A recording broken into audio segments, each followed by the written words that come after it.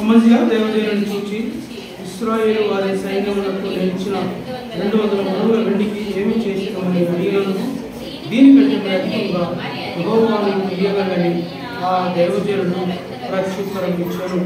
ప్రేమైన ప్రభు, చదవబడిన లేఖన భాగం ద్వారా మనతో మాట్లాడి వాక్య వెలుగులో మనము సరి చేయబడిన వారిలో ప్రభువులో పాల్గొన్నట్టుగా ఆ ప్రభు అత్యధికమైన కృప మనకు అనుగ్రహించుగాక. ఈ యొక్క సందర్భంలో అమజ్యాను గురించినటువంటి యొక్క చరిత్ర అనగా అమజ్యా తను ఏం చేశాడు అన్నటువంటి సంగతిని మనం మాత్రం బాగా ఎరుగుదుము. యోవాషు కుమారుడైనటువంటి అమజ్యా. యోవాషు కూడా ప్రారంభంలో చాలా చక్కగా దేవుని ప్రజలను పరిపాలిస్తూ వచ్చాడు. దేవుని మందిరం యొక్క ఉపకరణములు వాటన్నింటినీ సమకూరుస్తూ దేవుని మందిరం విషయంలో ఆసక్తి కలిగిన వాడు ఉంటున్నట్లు మనము అధ్యాయంలో మనం చూస్తాం. అయితే అమజ్యా యొక్క యోవాషు యొక్క అంతం కూడా చివరిలో చాలా భయంకరంగా ఉన్నట్టు మనం చూస్తాం. అమజ్యా కూడా తన జీవితంలో అమజ్యా అని అనగా ఏంటంటే స్ట్రెంగ్త్ ఆఫ్ ద లార్డ్, యెహోవాయే నా బలము అని దాని అర్థం. లేకపోతే యావే ఈజ్ మైటీ, యెహోవాయే బలవంతుడు అని అర్థం. అమజ్యా అనగా యెహోవా నా బలము అని అర్థం. కనుక దేవుని చేత బలపరచబడవలసిన ఈ వ్యక్తి అమజ్యా, లేకపోతే స్ట్రెంగ్థెన్ బై గాడ్, దేవుని చేత బలపరచబడిన వాడు అని అర్థం. అలాంటి యొక్క వ్యక్తి తన జీవితంలో మొదటిగా తన జీవితంలో మనం చూస్తే 20వ అధ్యాయంలో ఆయన యొక్క యెహోవా దృష్టికి యథార్థంగా ప్రవర్తించను కానీ పూర్ణ హృదయంతో ఆయనను అనుసరించలేదు. అయితే 2వ అధ్యాయంలో యథార్థంగా ప్రవర్తించాడు. అయితే దేవుడు తన రాజ్యాన్ని స్థిరపరిచాడు. స్థిరపరిచిన తరువాత తన తండ్రిని చంపిన రాజసేవకులను ఏం చేశాడంటే చంపించాడు. అయితే ఈ విషయంలో కూడా అమజ్యా చాలా నీతిగా నడుచుకున్నట్టుగా మనం చూస్తాం. 4వ వచనంలో ఏంటంటే, అయితే తండ్రులు పిల్లల కొరకును పిల్లలు తండ్రుల కొరకును చావకూడదు, ప్రతి మనిషి తన పాపం కొరకు తానే చావనని మోషే గ్రంథమందలి ధర్మశాస్త్రంలో రాయబడినట్టు యెహోవా ఆజ్ఞను బట్టి అతడు వారి పిల్లలను చంపక మానివేసెను. శత్రు చేసి ఏం చేయకూడదు, ఉండకూడదు. కానీ అమజ్యా ఏం చేశాడు? ధర్మశాస్త్ర ప్రకారము ఎవడైతే పాపం చేశాడో వాడే శిక్షించబడాలి అని వారి పిల్లలను ఏం చేశాడు? వదిలేశాడు. రాజు ఏం చేయాలి? యాక్చువల్గా రాజు ఏం చేయాలి? శత్రు చేసాము మిగిల్చకూడదు. అయితే అమజ్యా ఈ విషయంలో కూడా తను యథార్థంగా నడుచుకున్నట్టుగా మనము చూస్తూ ఉన్నాం. అంత మాత్రమే కాకుండా ఆ తరువాత యూదా దేశంలో ఉన్నటువంటి యవనస్తులందరినీ, యోగులందరినీ ఆయన పోగు చేస్తూ వచ్చాడు. 3 లక్షల మందిని తను పోగు చేస్తూ వచ్చాడు. అయితే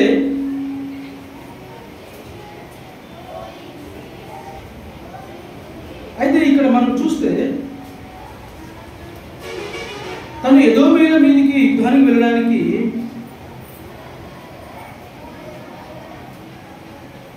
ఇశ్రాయేలు యొక్క సైన్యాన్ని ఆయన ఉపయోగించినట్లుగా మనం చూస్తాం. వారి వరకు 200 మణుగుల వెండిని ఆయన చెల్లించినట్టుగా మనం చూస్తున్నాం. దైవజనుడు ఆయన వచ్చి తర్వాత ఆయన హెచ్చరించినాడు. అయితే అమజ్యా 14వ వచనంలో మనం చూస్తే ఆయన తాను ఒక్కడిగానే వెళ్ళి ఎదోమీయులను ఓడించి తిరిగి వచ్చిన తర్వాత అతడు షెయీరు వారి దేవతలను తీసుకుని వచ్చి తనకు దేవతలుగా నిలిపి వాటిని నమస్కరించి ధూపము వేసి, దానికి ముందు దైవజనుని ద్వారా హెచ్చరించబడ్డాడు. హెచ్చరించబడినప్పటికీ ఎదోమీయులను జయించిన తరువాత ఆయన షెయీరు వారి దేవతలను తీసుకొని వచ్చాడు. తనకు సహాయపడింది ఎవరు? దేవుడు. తనకు విజయం ఇచ్చింది ఎవరు? దేవుడు. అయితే షెయీరు వారి దేవతలను తను తీసుకుని వచ్చి వాటిని పూజించినట్లుగా అతను ఏం చేశాడు? వాటిని తెచ్చుకున్నాడు. కనుక అమజ్యా తన జీవితంలో చాలా విషయాల్లో తప్పిపోతూ వచ్చినట్టుగా మనం చూస్తాం. యెహోవా తమకు దేవుడుగా గల జనులు ధన్యులు అని దేవుని వాక్యంలో సెలవిచ్చినట్లుగా దేవుని ద్వారా కృప పొందినటువంటి మనము కృప నుంచి కృప వెంబడి కృప మనము పొందుకోవాలి. కానీ మహిమ నుండి అధిక మహిమకు మనము వెళ్ళాలి. కానీ ఉన్నటువంటి కృపను పోగొట్టుకోవడము, దేవుడు అనుగ్రహించిన మహిమను పోగొట్టుకోవడము అనేది అది చాలా దుఃఖకరమైనటువంటి సంగతి. అయితే దేవుని చేత బలపరచబడినటువంటి ఈ వ్యక్తి ఈ సమయంలో ఏం చేస్తున్నాడంటే తను తాను బలపరుచుకుంటూ ఉన్నాడు. ఒక దినాన దేవుడు తను బలపరిచాడు. అయితే తను తాను బలపరుచుకుంటూ వచ్చినాడు. నేను రాజునయ్యాను కదా, నేను రాజునయ్యాను, నా దగ్గర ఇంతమంది సైన్యం ఉన్నారు, ఇంకా చాలు, నేను దేనైనా జయించగలను అన్నటువంటి స్థితికి అతను తీసుకురాబడ్డాడు. అయితే దేవుని దీవెనలు పొందుకున్న తర్వాత మనం ఏం చేయాలి అని అంటే వాటిని మనము భద్రపరచుకోవాలి. వాటిని మనం నష్టపరచుకోకూడదు. దేవుడిచ్చింది ఏదైనా కూడా మనం దాన్ని కాపాడుకోవాలి, దాన్ని మనం పోగొట్టుకోకూడదు. రక్షణ కూడా అంతే. రక్షణను మనము పోగొట్టుకోకూడదు. దేవుడు అనుగ్రహించిన పవిత్రత, పరిశుద్ధత, నీతి మనము పోగొట్టుకోకూడదు. వాటన్నిటిని కూడా మనము కాపాడుకోవాల్సినటువంటి వారంగా ఉన్నాం. వాటిని మనము నష్టపరచుకోకూడదు. అయితే చూడండి 25వ అధ్యాయం 27వ వచనంలో అమజ్యా యెహోవాను అనుసరించుట మానివేసిన తరువాత జనులు యెరూషలేముల మీద కుట్ర చేయగా అతడు లాకీషునకు మారిపోయెను. ఏం చేశాడు? అతను స్థిరపరచబడిన తరువాత ఏం చేశాడు? మొదటగా ఆయన ఏం చేశాడంటే షెయీరు మన్యపు దేవతలను ఏం చేశాడు? వాటిని తెచ్చుకున్నాడు. అవునా? తరువాత రెండవదిగా ఏంటంటే యెహోవాను అనుసరించుట మానివేశాడు. దేవుని అనుసరించడం అనేది చాలా దుఃఖకరమైనటువంటి విషయం. మానివేయడం అనేది చాలా దుఃఖకరమైనటువంటి సంగతి. ఒక విశ్వాసి దేవుని అనుసరించుట అనేది మానకూడనటువంటి విషయం. కనుకనే దేవుని అనుసరించే విషయంలో మనం తప్పిపోకూడదు అని దేవుడు హెచ్చరిస్తూ ఉన్నాడు. దేవుని పనులు మనము పాల్గొనక మునుపు ఏ సందర్భాల్లో మనము వెనుకంజ వేసేవారు ఉన్నాం, ఏ విషయాలు మనము మానివేసేవారంగా ఉన్నాం అనేది మనం సరిచూసుకొని దేవుని వాక్యంలో ముందుకెళ్ళి ప్రభువులో పాల్గొనడం అనేది అది మనకి ఎంతో ఆత్మీయ జీవితానికి క్షేమం కలిగించేదిగా ఉంది. కనుకనే చాలా విషయాల్లో మనము ఈ లోకంతో కాంప్రమైజ్ అయిపోయి ముందుకు వెళ్ళేవారుగా ఉంటాం. అన్ని విషయాల్లో మనము కాంప్రమైజ్ అవుతూ ఉంటాం, సరిపెట్టుకుంటూ ఉంటాం. ఆత్మీయ జీవితంలో కూడా అన్ని విషయాలు మనము సరిపెట్టుకుంటూ ఉంటాం. అయితే ఈ లోక సంబంధమైనది ఏది కూడా ప్రభువును సంతోషపరచదు అనేటువంటి సంగతిని మనము జ్ఞాపకం చేసుకోవాలి. ఈ లోక సంబంధమైనది ఏది కూడా వాటిని మనం అనుసరిస్తూ ప్రభువును మనము సంతోషపరచలేము. కనుక దేవుడు బిడ్డలారా, మధ్యాహ్న సమయంలో ప్రభు మనతో మాట్లాడుతూ ఉన్నాడు. చూడండి 25వ వచనంలో చూడండి 25వ వచనంలో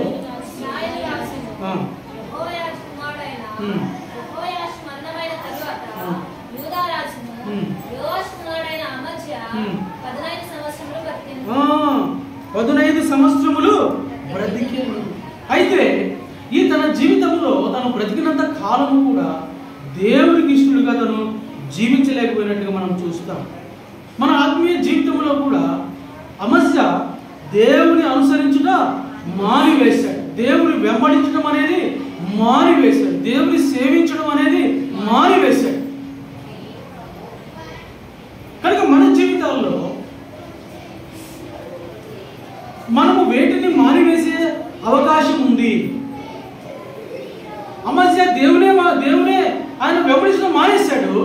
మన జీవితంలో మనకు కలిగే ఆ యొక్క హిండ్రెన్సెస్, ఆటంకాలు ఏంటి అనేది దేవుని వాక్యంలో మనం సరిచూసుకొని మనము ముందుకు వెళ్దాం. చూడండి, మొట్టమొదటిగా యోబు గ్రంథము 34వ అధ్యాయం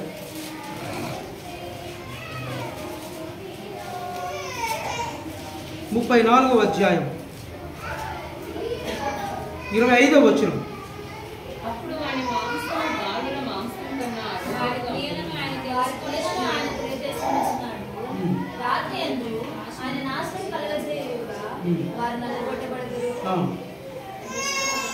దుష్టులని బహిరంగంగానే ఆయన వారిని శిక్షించును. ఏలనగా వారు ఆయనను అనుసరించుట మానివేసి ఏం చేశారంట? ఆయనను అనుసరించుట మానివేశారు. ఒక మంచి ఉద్యోగం వచ్చింది అనుకోండి, దేవుని మందిరానికి మానేస్తారు. లేకపోతే ఒక ఎడ్యుకేషన్, ఒక ప్రభు ఇచ్చాడు అనుకోండి, ప్రార్థనా జీవితం మానేస్తారు.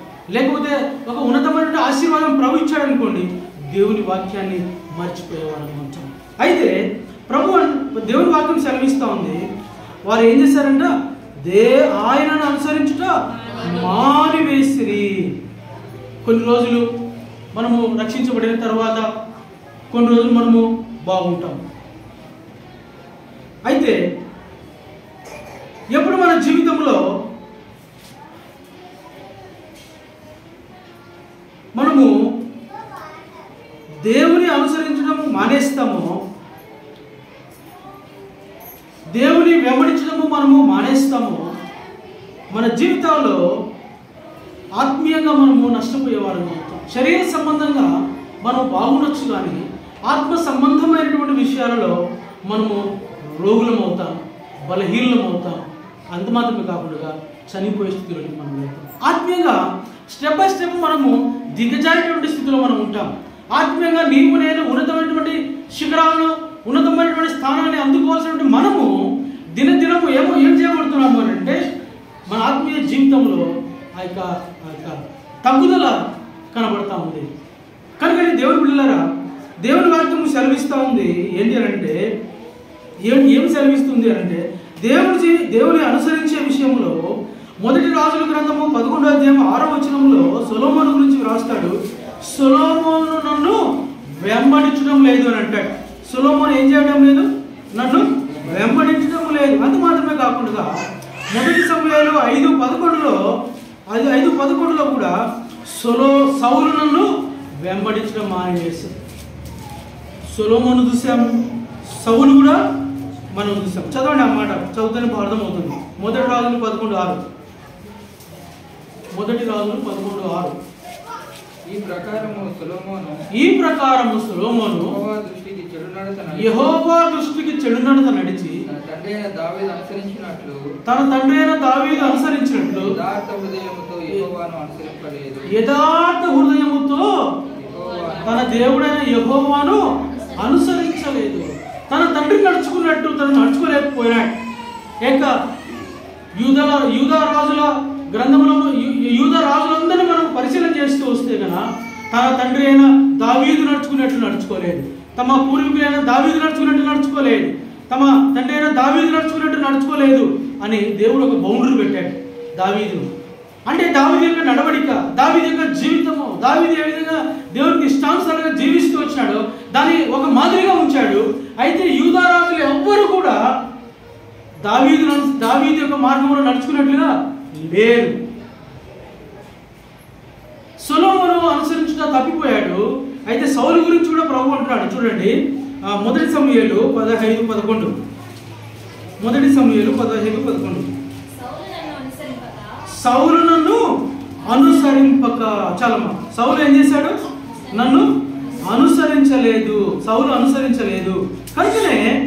కనుకనే తన జీవితంలో సౌలు ఎన్నో కోల్పోతూ వచ్చినాడు. ఎంతో నష్టము, ఆత్మీయంగా నష్టం. ఒక సమయం వచ్చింది, ఒక దినం వచ్చింది, దేవుడే సౌలును విడిచిపెట్టేశాడు. అర్థమైందా? దేవుడే సౌలును విడిచిపెట్టేశాడు. ప్రవక్తల ద్వారా కానీ, లేకపోతే స్వప్నముల ద్వారా కానీ, కళల ద్వారా కానీ దేవుడు సౌలును దర్శించడము మానివేశాడు. కర్ణపిశాచి దగ్గరికి వెళ్ళాడు చివరికి. కనుక దేవుని బిడ్డలారా, దేవుని విషయాల్లో మనము చాలా జాగ్రత్తగా ఉండాలని మనము దేవుని వాక్యం ద్వారా మనము హెచ్చరించబడుతూ ఉన్నాం. 119వ కీర్తన 119, 101.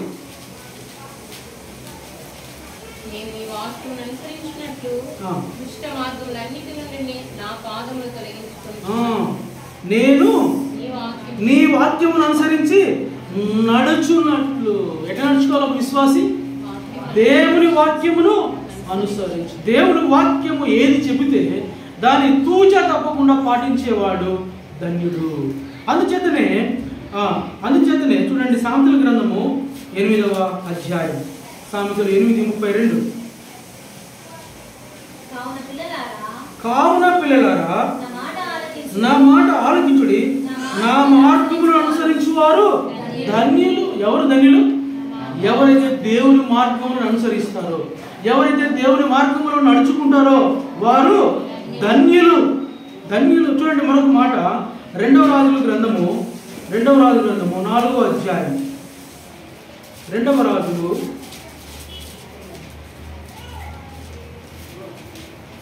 4వ అధ్యాయము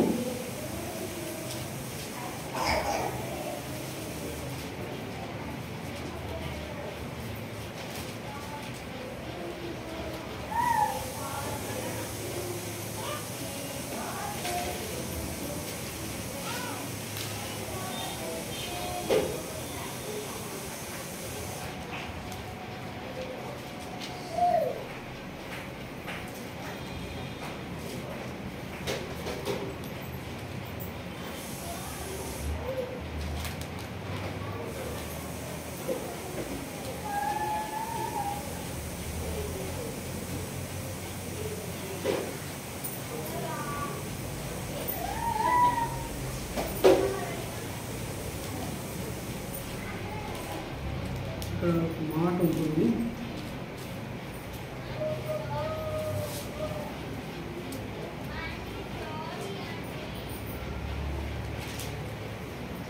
యెహోవాను అనుసరించడం అన్నమాట. సరే, ఓకే. ద్వితీయోపదేశకాండం 4వ అధ్యాయం. ద్వితీయోపదేశకాండము 4వ అధ్యాయం, 4వ అధ్యాయం, మొదటి వచనం. కాబట్టి ఇశ్రాయేలులారా, మీరు బ్రతికి మీ పితరుల దేవుడైన యెహోవా మీకు ఇచ్చిన దేశంలోకి పోయి స్వాధీనపరుచుకున్నట్లు మీరు అనుసరింపవలసిన విధులను కట్టడలను నేను మీకు బోధించుచున్నాను, వినుడి. ఆయన ఏం చేస్తున్నాడు అంటే, ఆయన మనము అనుసరించవలసిన విధానాన్ని ప్రభువారు మనకు జ్ఞాపకం చేస్తూ ఉన్నాడు. అంత మాత్రమే కాకుండా ఈ 4వ అధ్యాయం 15, 16, 17, 18, 19 వచనాలు మనం చూస్తే మనం ఏ విధంగా నడుచుకోవాలా, మనం ఏ విధంగా ప్రభువునే సేవించాలా, మనం వేటికి ప్రాధాన్యత ఇవ్వాలి అనేటువంటి సంగతిని ప్రభు జ్ఞాపకం చేస్తున్నాడు. ఆయనకు సమంగా ఏ రూపమును మనము ఆరాధించకూడదని, ఆయనకు సమంగా ఏ రూపాన్ని మనము కలగజేసుకోకూడదని ప్రభు జ్ఞాపకం చేస్తున్నాడు. దేవుని కంటే దేనిని నీవు నేను మనము అధికంగా ప్రేమించినట్లయితే, దేని మీద మనము ఎక్కువ మన మనస్సు కేంద్రీకరిస్తే దాన్ని మనం ఎక్కువగా ప్రేమించే వారంగా ఉంటాం, దాన్ని మనం అనుసరించే వారంగా ఉంటాం. అందుచేత ప్రభు అంటున్నాడు, నేను మీకు బోధించు వాటిని మీరు అనుసరింపవలను. అందుకనే ఆయన ఆజ్ఞలు, ఆయన కట్టడలు, అయ్యా దావీదంటాడు, అయ్యా నేను మార్గము తప్పిపోకూడనట్లు నీ ఆజ్ఞలు నీ కట్టడలు నాకు హేతువులాయను అని అంటాడు. కనుక దేవుని బిడ్డలారా, మధ్యాహ్న సమయంలో ప్రభు మనతో మాట్లాడుతున్నది ఏంటంటే, నిజంగానే మనము దేవుని అనుసరిస్తున్నామా, దేవుని మనము వెంబడిస్తున్నామా? హోషేయ గ్రంథము 6వ అధ్యాయం, 6వ అధ్యాయము 3వ వచనం. 6వ అధ్యాయం 3వ వచనం. యెహోవాను కూర్చిన జ్ఞానం సంపాదించుకుందాం రండి, యెహోవాను కూర్చిన జ్ఞానం సంపాదించుకున్నటకు ఆయనను అనుసరించుదాము రండి. ఆయన అనుసరిస్తే మనకి ఏమొస్తుంది? ఆయనను గురించినటువంటి జ్ఞానం సంపాదించుకుంటాం. దేవుడు ఎవరు, ఆయన మహత్యం పెట్టింది, ఆయన ఎలాంటి వాడు, ఆయన ఎవరు అన్నటువంటి జ్ఞానాన్ని మనం పొందుకునే వారంగా ఉంటాం. ఎప్పుడు అనుసరించినట్టు దేవుని గురించినటువంటి సంపూర్ణమైనటువంటి జ్ఞానాన్ని మనం పొందుకుంటాం. అప్పుడు ఎప్పుడైతే మనం ఆయన అనుసరిస్తామో ఆయన గురించి తెలుసుకుంటాం, ఎప్పుడైతే ఆయన అనుసరిస్తామో ఆయన మనం ఎరుగుతాం, ఎప్పుడైతే మనము ఆయన అనుసరిస్తామో ఆయన అనుభవిస్తాం, ఎప్పుడైతే మనము ఆయనను అనుసరిస్తామో ఆయనలో మమేకం అవుతాం. అర్థమైందా? ప్రభు అన్నాడు, నన్ను చూస్తే మీరు శిష్యులను, అయ్యా తండ్రిని మాకు చూపించవా అంటే, యేసు ప్రభు వారు ఏమన్నాడు, నన్ను చూస్తే తండ్రిని. కనుక దేవుని పిల్లారా, మనము దేవుని అనుసరిస్తే ఇవన్నీ కూడా మనము పొందుకునే వారంగా ఉంటాం. కనుక మధ్యాహ్న సమయంలో మనం జ్ఞాపకం చేస్తుందంటే, నిజంగా నీవు నేను మనం దేని అనుసరిస్తున్నాం? చూడండి, 2వ పేతురు 2వ అధ్యాయం 2వ వచనం. మరియు అనేకులు వారి పోస్కిరి చేష్టను అనుసరించి నడుతురు, వీరిని బట్టి సత్య మార్గము దూషించబడును. అనేకులు పోకిరీ చేష్టలు అనుసరించి నడుచుకుంటున్నారు. మధ్యాహ్న సమయంలో మనము దేని అనుసరించి నడుచుకుంటున్నాం? వాక్యానుసారంగా నడుచుకుంటున్నామా, లేకపోతే లోక సంబంధమైన వాటిని అనుసరించి నడుచుకుంటున్నామా? దేవుని మార్గంలో నడుస్తూ ఉన్నామా, లేకపోతే లోక సంబంధమైన మార్గంలో కూడా మనం వెళుతూ ఉన్నామా? దేవుని జ్ఞానాన్ని సంపాదించుకుంటున్నామా, లేక లోక సంబంధమైన జ్ఞానాన్ని మనం సంపాదించుకుంటున్నామా? దేన్ని సంపాదించుకుంటున్నామా? మన అడుగులు, మన యొక్క పరుగు ఎక్కడికి ఉంది? గురి ఎందుకు వెళ్ళగలమా? గురిని చేరుకోగలమా? అందులోనే ఆగిపోతామా?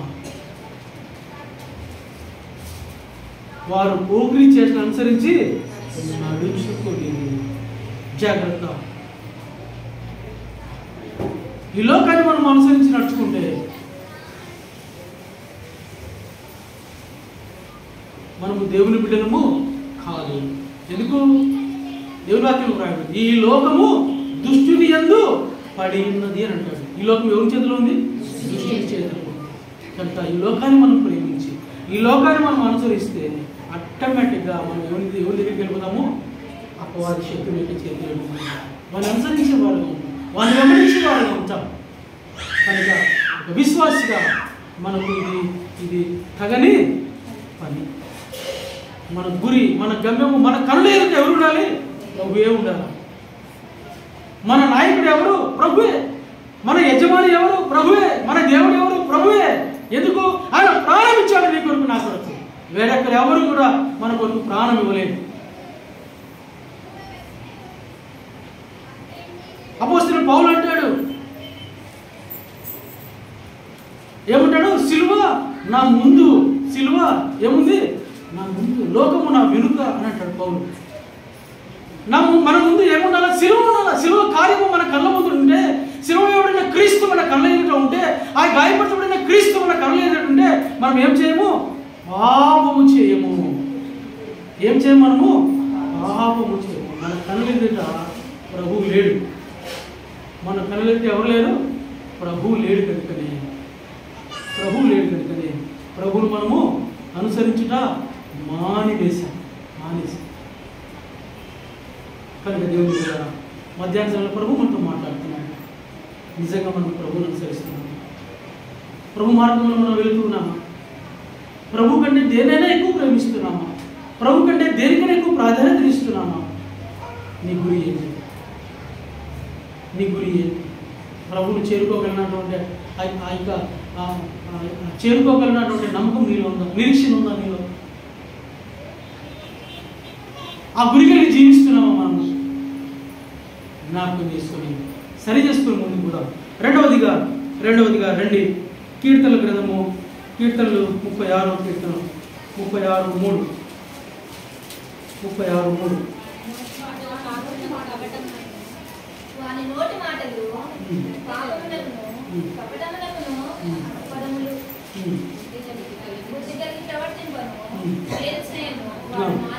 మేలు చేయుట ఏం చేశాడంట? మానివేశాడు. దేవుని ప్రజలకు, దేవుని మందిరానికి మనం ఏం చేయాలి? మేలు చేసేవారంగా ఉండాలి. దేవుని ప్రజలకు మనము కీడు చేయకూడదు. ఆ మధ్య అనుకునేటాడు, నేను రాజులు కదా, ఇంత గొప్ప రాజులు కదా, మేలు చేయకపోతే ఏమవుతుంది?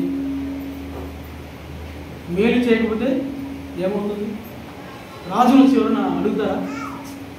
అంత సాహసం ఎవరు చేయడు. కనుక దేవుని బిడ్డలంగా మనము ఏం చేయాలి అంటే మేలు చేయలేదు, మనము మానక ఉండాలని ప్రభు నాకు చూడండి. కీర్తన గ్రంథము 34వ కీర్తన 14.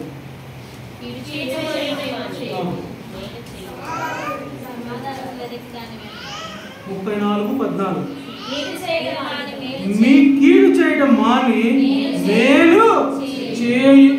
మనము మొదటి దానికి ఎక్కువ ఇష్టపడతాం, రెండోది చేయడం మనకు చాలా కష్టమైన పని. కనుక దేవుని బిడ్డలారా, పార్ట్ 1 బాగానే ఉంటుంది, పార్ట్ 2లోకి వచ్చే లోపల మనము చేయలేం, కష్టం. అయితే ప్రభు అంటున్నాడు, కీడు చేయడం మేలు చేయము. ఎందుకు మేలు చేయాలి చూడండి, ఎందుకు చేయాలి? 24:11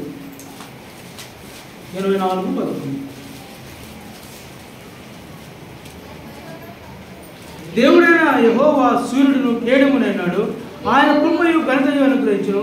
యథార్థముగా ప్రవర్తించు వారికి ఆయన ఏ మేలును చేయక మానవుడు. నువ్వు ఎప్పుడైతే దేవుని మందిరానికి, దేవుని ప్రజలకు, దేవుని బిడ్డలకు మేలు చేయడం ప్రారంభిస్తావో ఆ దేవుడు కూడా ఏమంటున్నాడు?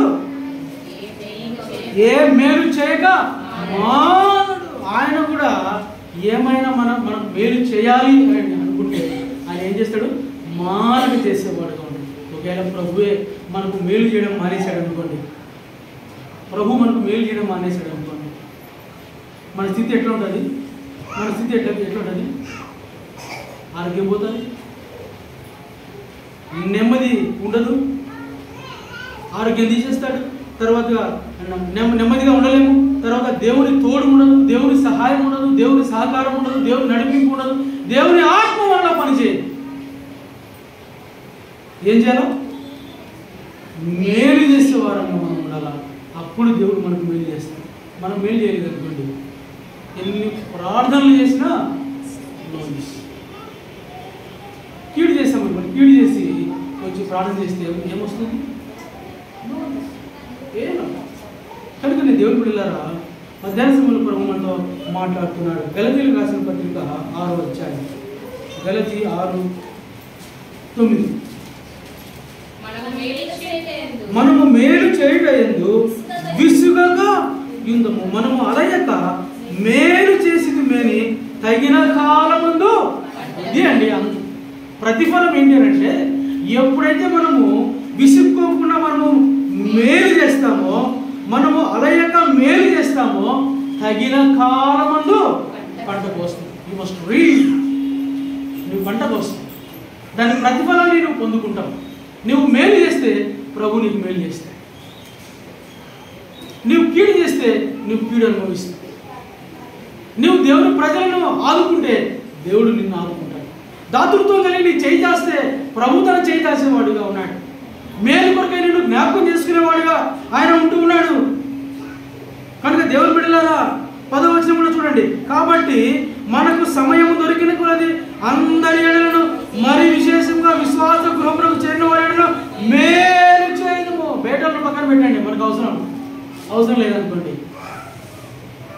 కనీసం దేవుని ప్రజలకు, కనీసం దేవుని బిడ్డలకు, దేవుని మందిరానికి వచ్చే వారిని, దేవుని ప్రేమించే వారికి కూడా మనం మేలు చేయకపోతే ఎట్లా? బేటలను పక్కన పెట్టండి, మన జాబ్ కాదు, దేవుడు చూసుకుంటాడు. కనీసం దేవుని బిడ్డలకు, రక్షింపబడిన వారికి, విశ్వాస గృహానికి చెందిన వారికి కూడా మనం మేలు చేయకపోతే ఇంకెవరు చేస్తాం మనము? ప్రభు అన్నాడు, ప్రభు దగ్గరికి వెళ్ళిన తర్వాత, అయ్యా నేను శ్రమలో ఉన్నా మీరు ఆదుకోలేదు, నేను దాహం పడ్డా మీరు నాకు నీరు ఇవ్వలేదు, నాకు వస్త్రాలు లేవు, మీరు నాకు వస్త్రాలు నాకు ఇవ్వలేదు అంటే, అయ్యా నువ్వెప్పుడు దాహం ఉన్నావు, నువ్వెప్పుడు మా ఇంటికి వచ్చినావు, నువ్వెప్పుడు వస్త్రాలు లేకుండా నువ్వు ఉంటే మేము నీకు ఎప్పుడు ఇవ్వలేదు అని అంటే ప్రభు అన్నాడు, ఈ నా సహోదరుల్లో ఒకరికి మీరు చేయలేదు కనుక మీరు నాకు చేయలేదు. దేవుని ప్రజల, దేవుని మందిర పక్షాన మనము మేలేసే వారిగా ఉండాలా. దయచేసి కీడు చేయొద్దండి. నువ్వు సహాయం చేయకపోయినా పర్వాలేదు, నువ్వు మేలు కోరకపోయినా పర్వాలేదు, కానీ దేవుని ప్రజలకు కీడు చేయొద్దు. వాళ్ళు ఎవరు తెలుసా? దేవుని రక్తం చేత కడుగబడినటువంటి పరిశుద్ధులు, దేవుని కుమారులు, పరలోక రాజ్యములకు వారసులు. వారు ఈ లోక సంబంధులు కాదు, వాళ్ళు పరలోక సంబంధులు. నీవు చేయకపోయినా పర్వాలేదు, కానీ కీడు చేయదు. దేవుని ప్రజలకు నష్టం కలిగించొద్దు, దేవుని ప్రజలకు, దేవుని మందిరానికి నష్టం కలిగించొద్దు.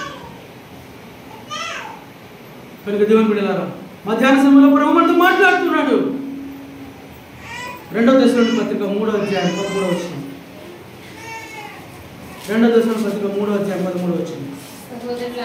సహోదరులారా, మీరైతే మేలు చేయడంలో విసుక్కోవద్దండి. మేలు చేయడం ఏం చేద్దాం? విసుక్కోవద్దు. మన చేతులతో సహాయము దేవుని ప్రజలకు చేద్దాం.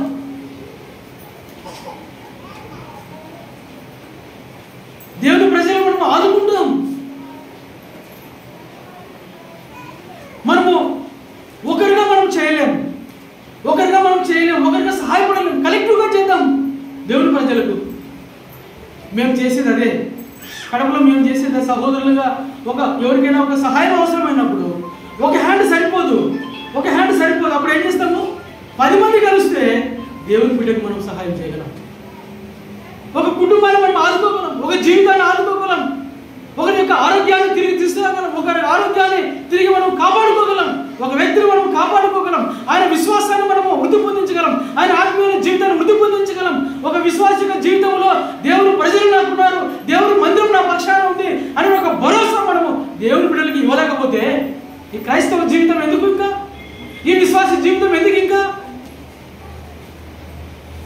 ఒక్కరిగా చేయలేకపోతే కలెక్టివ్గా చేద్దాం. దేవుని ప్రజలకు ఏం చేద్దాం? మనము మన మన మన అంశం ఏంటంటే, మన గోల్ ఏంటంటే దేవుని ప్రజలకు మనం ఏం చేయడం? మేలు చేయాలి, కీడు చేయడం మనము చేయకూడదు. పౌలు అంటాడు, అయ్యా నేను మేలు చేయవలసినది నాకు తెలిసినప్పటికీ నేనేం చేయలేకపోతున్నాను? మేలు చేయలేకపోతున్నాను. కనుక దేవుని బిడ్డలారా, మనం మేలు చేయడం మనము విసుగక ఉండాలా. చూడండి, యోహాను రాసిన సువార్త 5వ అధ్యాయం 8వ వచనం. యోహాను 5:25.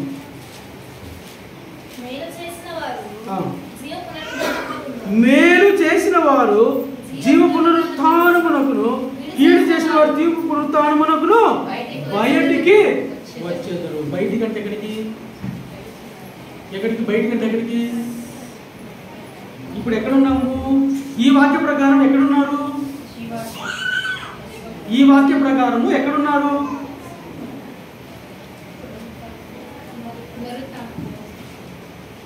సమాధుల్లో ఉన్నారు. అలాంటి స్థితిలో కూడా ప్రభువారు మనం దేనికి జ్ఞాపకం చేస్తున్నారు సార్? మేలు చేస్తే జీవ పునరుత్థానానికి మనల్ని తీసుకుని వెళ్ళాలి. కీడు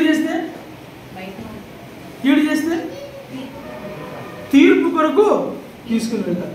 మేలు చేసిన వారు జీవ పునరుత్థానమును, కీడు చేసిన వారు తీర్పు పునరుత్థానమును బయటికి వచ్చారు. ప్రభు వస్తాడు, మేఘారుడు ఆయన ఒక దినాన్ని వస్తున్నాడు. ఆయన వచ్చినప్పుడు బూర ఊదించబడుతుంది. బూర ఊదినప్పుడు మృతులైన వారు ఏం చేస్తారు? సజీవులుగా లేపబడతారు. ఆ సజీవులుగా లేపబడిన వారు మేలు చేసిన వారు మాత్రమే జీవ పునరుత్థానానికి వెళ్తారు. కీడు చేసిన వారు నిత్య నరకానికి వెళ్తారు. ఏ జాబితాలో ఉన్నాం? నీవు నేను మనం ఏ జాబితాలో ఉన్నాం? వదిలిపెట్టడు. కర్మ ఏం చేస్తుంది? లోకంలో ఉన్న ప్రకారం కర్మ ఏం చేస్తుందంట? వదిలిపెట్టదు. కర్మ ఏం చేస్తుంది? వదిలిపెట్టదు. అవునా? కనుక దేవుని బిడ్డలారా, ఒకవేళ మనము మేలు చేసి మరణిస్తే ఆ ప్రభువారు వస్తాడు. ఆయన వచ్చినప్పుడు మనం తిరిగి బయటికి వస్తాము. బయటకు వచ్చి జీవ పునరుత్థానం అంటే మరణమిక లేదు. అక్కడికి వెళ్తాము. చూడండి, మనం ఒక చిన్న మేలు చేస్తే, ఒక చిన్న ఉపకారం దేవుని ప్రజలకు చేస్తే దేవుడు ఎక్కడ జ్ఞాపకం చేసుకున్నాడు? చూడండి, ఈ లోకంలో మనం ఒక మేలు చేస్తే వాళ్ళు తిరిగి వచ్చిన మేలు చేయొచ్చేమో. అయితే దేవుడు మనల్ని ఎక్కడ జ్ఞాపకం చేసుకున్నాడంటే, మనం మేలు చేస్తే పునరుత్థానంలో జ్ఞాపకం చేస్తాం. చనిపోయినా బ్రతుకుతాం. ఇదొక్కటి మనం జ్ఞాపకం పెట్టుకోవాలి క్రైస్తవులుగా. మేలు చేస్తే ఎక్కడికి వెళ్తాం? పునరుత్థానంలోకి వెళ్తాం. మేలు చేయకపోతే నో రిజరక్షన్, ప్రభుత్వం ఉండదు, పరలోకం ఉండదు, పరలోక రాజ్యంలో ప్రవేశించలేము. కనుక దేవుని బిడ్డలారా, ఇది మనము గమనంలో ఉంచుకొని మనము జాగ్రత్తగా ఉండాలి. అందుకనే యాకోబు రాసిన పత్రిక 4:17 వచనంలో మాట్లాడతాడు, మేలైనది చేయి నెరిగియు అలాగూ చేయని వానికి శ్రమ పాపం. అది మేలైనది చేయి నెరిగియు అలాగూ చేయకపోతే ఏమవుతుందంట? పాపము. ఇప్పుడు ఆలోచన చేయండి, నేను ఏ పాపం చేయడం లేదు, నేను బూతులు మాట్లాడడం లేదు, నేను తిట్టడం లేదు, లేదా నేను ఫలానా పాపం నేను చేయడం లేదు, ఫలానాది నేను చేయడం లేదు అని అనుకోవచ్చేమో. నువ్వు మేలు చేయకపోతే ఏం చేసినట్లే? ఇదేంటన్నా ఇది అని అంటున్నారేమో. సహోదరుని ద్వేషించేవాడు పాపం చేయవాడే, సహోదరునికి మేలు చేయనివాడు కనుక దేవుని బిడ్డలారా వద్దు, మనకు వద్దు. మేలు చేద్దాం, సాధ్యమైనంత వరకు మేలు చేద్దాం. సింగిల్గా చేయకపోయినా కలెక్టివ్గా చేద్దాం. అల్టిమేట్గా దేవుని వాక్యం మనకు సెలవించింది ఏంటంటే మేలు చేయడం యందు విశ్వాసం. ఇది రెండవది. మూడవది చూడండి. మూడవదిగా రెండవ రాజులు 8వ అధ్యాయం 20వ వచనం. 2వ రాజులు 8.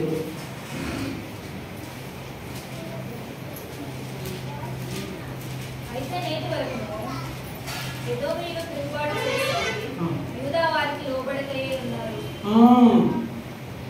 మరియు ఈ సమయమందు యజ్ఞాపనను తిరగబడను. ఇతని దినములలో ఎదోమీయులు యూదారాజునకు ఇక లోబడుట మానివేశారు. ఏం చేశారంట? మూడవది ఏంటి? లోబడుట మానివేశారు.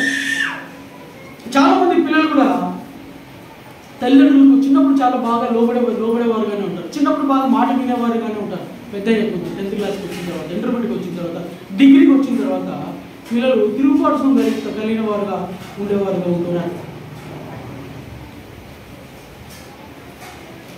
లోబడాలా, దేవుని వాక్యానికి లోబడాలా. రెండవదిగా పెద్దలకు లోబడాలా. రెండవది దేవునికి సేవలకు లోబడాలా. అది మాత్రమే కాకుండా దేవునికి మనము లోబడి జీవించేవారుగా మనం ఉండాలా. నిర్గమకాండం 32వ అధ్యాయం 9వ వచనంలో ప్రభు అంటాడు ఇశ్రాయేలు గురించి, మీరు లోబడనొల్లని ప్రజలు అని అంటాడు. 33వ అధ్యాయం 33వ అధ్యాయం 3వ వచనంలోకి వస్తే, మీరు లోబడిన ప్రజలు కనుక నేను మీతో రాను. ఏమన్నాడు దేవుడు ఖండితంగా? మీరు లోబడి మీతో నేను రాను. నేను మీతో రాను. ప్రభు రాకపోతే, ప్రభు మనతో ఉండకపోతే, ప్రభు సన్నిధి మనకు లేకపోతే, ప్రభు మనతో రాకపోతే మనకి జీవితము ఒక అర్థం లేనిదిగా ఉంటుంది. అస్తవ్యస్తమైనటువంటి జీవితం అంటారు కదా, అదే. మనతో ప్రభువు లేకపోతే ఎటు వెళ్తామో మనకు తెలియదు. పిచ్చోడు దారి పట్టుకుని వెళ్ళిపోయినట్టే ఉంటుంది. కనుక దేవుని బిడ్డలారా, లోబడి ఉండడం మనం ఏం చేయాలా? నేర్చుకోవాలి. ఎస్తేరు మహారాణిగా ఆమె తీసుకురాబడింది. మహారాణిగా ఆమెకు పట్టాభిషేకం చేయబడింది. అయినప్పటికీ యథావిధిగా ఆమె ఏం చేయబడుతూ వచ్చింది? మునుపటి వలనే లోబడుతూ వచ్చింది. ఎప్పటి వల్ల? మునుపటి వలనే లోబడుతూ వచ్చింది. అంటే ఆమె రాణి కాకముందు ఏ విధంగా మొదటికి లోబడుతూ వచ్చిందో, రాణి అయిన తరువాత కూడా లోబడుతూనే వచ్చింది. రూతు భర్త చనిపోయినాడు, తన మామ చనిపోయినాడు, ఇంట్లో కుటుంబంలో ముగ్గురు ఆ యొక్క విడోసే. అయితే రూతు ఏం చేసింది? తన హత్తును హత్తుకొని ఆమెకు లోబడి జీవించింది. ఈ మాటకు నేను ఒక మాట చెప్తాను. ఆదికాండం 16వ అధ్యాయంలో హాగరు పారిపోయింది. శారా శ్రమ పెడితే పారిపోయినప్పుడు యెహోవా దూత హాగరు కనబడి, హాగరు, శారా దాసి అయిన హాగరు, ఎక్కడికి వెళ్తున్నావు నీవు అంటే, ఇదిగో నేను పారిపోతున్నాను, శారా దగ్గర నుంచి పారిపోతున్నాను అంటే యెహోవా దూత ఒక మాట అన్నాడు. ఏమన్నాడు? నీవు నీ యజమానురాలైన శారాకు అణిగి మరిగి లోబడి ఉండు. లోబడి ఉండడం అంటే ఏంటి? తగ్గించుకొని జీవించడం. తగ్గింపు జీవితము మనలో ఉండాలా. ఈ దినాల్లో దేవుని బిడ్డలారా, తగ్గింపు స్వభావము మనలో లేదు. అందుకని పౌలు రోమీయులకు రాస్తూ మాట్లాడతాడు చూడండి. 2వ అధ్యాయం 8వ వచనం. 2వ అధ్యాయం 8వ వచనం. దుర్నీతికి లోబడి వారి మీదకి దేవుని దురౌద్రములు వచ్చు. అయితే వేదములు పుట్టించి సత్యమునకు లోబడని వారికి ఏం కలుగుతుందంట? దేవుని ఉగ్రత మీదకి. జాగ్రత్త. సత్యానికి లోబడదాం, దేవునికి లోబడదాం, పెద్దలకు లోబడదాం. మనము జాగ్రత్త కలిగి మనము జీవించినట్లయితే దేవుడు మనల్ని మేలు కొరకై జ్ఞాపకం చేసుకునేవాడు. చూడండి, ద్వితీయోపదేశకాండము 13వ అధ్యాయం గురించి ద్వితీయోపదేశకాండం 13:4 మీరు మీ దేవుడైన యెహోవాకు లోబడి ఆయనకే భయపడి ఆయన ఆజ్ఞలను అనుసరించి ఆయన మాట విని ఆయన సేవించి ఆయనను హత్తుకొని ఉండవలెను. ఎవరికి భయపడాలి? ఎవరికి లోబడాలి? మీ దేవుడైన యెహోవాకు లోబడి ఆయనకే భయపడి ఆయనను సేవించింది. ఆయనకు లోబడి ఆయనకు భయపడి ఆయన మనం ఏం చేయాలా? సేవించేవారిగా ఉండాలా. సేవించేవారిగా ఉండాలా. తగ్గింపు స్వభావం మనలో ఉండదు. తగ్గింపు స్వభావం మనలో ఉండదు. పౌలు ఎఫెసీయులకు రాస్తూ 5వ అధ్యాయం 2వ వచనం అంటాడు, భార్యలారా మీ భర్తలకు లోబడి. ఇదే మాట పేతురు కూడా 1 పేతురు 3వ అధ్యాయంలో 6వ వచనంలో కూడా అదే మాట అంటాడు. ఎందుకు ఈ దినాల్లో కుటుంబ వ్యవస్థ కట్టబడడం లేదు? సరైన విధానంలో, ఆత్మీయ విధానంలో కుటుంబాలు కట్టబడడం లేదు. దేవుని బిడ్డలు ఆ విధానంలో ఎందుకు వారు ఎదగడం లేదు అని అంటే దానికి కారణం ఏంటంటే లోబడే జీవితము లేదు. భార్య భర్తకు లోబడడం లేదు. భర్త భార్యను ప్రేమించడం లేదు. అంత మనం కాకుండా పిల్లలు తల్లిదండ్రులకు లోబడడం లేదు. వ్యవస్థ మొత్తం ఏమైపోయిందంటే అస్తవ్యస్తం అయిపోయింది, చిన్నాభిన్నం అయిపోయింది. కుటుంబాలు నాశనం అవుతున్నాయి. కారణం ఏంటి? లోబడే జీవితము మనలో లేదు కనుకనే. లేదు. దేవుని బిడ్డలారా బహు జాగ్రత్త కలిగి మనం నడుచుకోవాలి. లోబడి జీవించే వారిగా మనం ఉండాలా. ఒక మెట్టు తగ్గుదాం, నష్టం ఏమొచ్చింది? ఒక మెట్టు అడుగు వెనకేద్దాం, నష్టం ఏమొచ్చింది? కుటుంబ జీవితంలో సమస్య వచ్చింది, తగ్గించుకో. ప్రాబ్లం వచ్చింది, తగ్గించుకో. లేదా సమస్య వచ్చింది, ఒక మాట తగ్గించుకో. నష్టం ఏమొచ్చింది? మాటగా వెళ్ళిపోయి కుటుంబాలు విడిపోతున్నాయి. విడాకులు రావాలంటే క్రైస్తవులకు విడాకులు రావాలంటే 5 ఏళ్ళు 6 ఏళ్ళు కొట్టుకొని చూస్తున్నారు కోర్టులకు డబ్బులు పెట్టి. క్రైస్తవ వివాహ చట్టంలో విడాకులు రావడం అనేది చాలా కష్టం. కుటుంబాలు ఎందుకు చిన్నాభిన్నం అవుతున్నాయి ఇది నాన్న అంటే లోబడిన వారు అనేకున్నారు.